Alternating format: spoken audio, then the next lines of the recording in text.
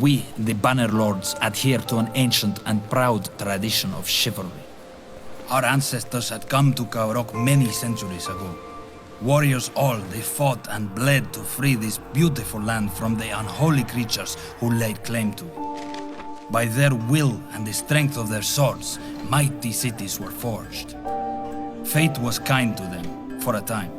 Alliances were made, trade flourished, and even the most insignificant lordling lived in luxury that almost rivaled the high elves of Aravia. But such indulgence can make men weak, complacent. When war, true war, came to their fiefdoms, they were not prepared. Orcs, ogrins, even the bestial skinwalkers, all banded together into a horde unlike anything Teleria had seen for generations, surged forth from the darkest, most wretched swamps and caverns. They burned and they killed and they pillaged their way across our realms, making no distinction between lord and peasant. Our city-states were fragmented and unable to offer resistance. It seemed like no one could stop the rising tide of evil.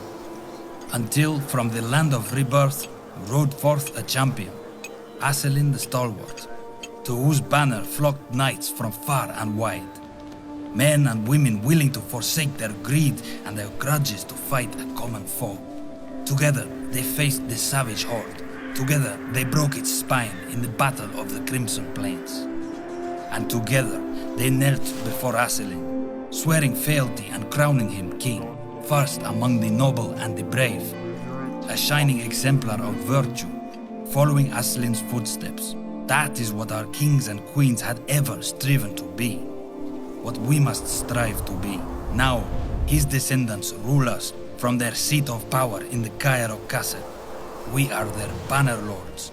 We protect the realm and the crown in their name. And when the king calls to arms, we rise to war as the knights of old did before us.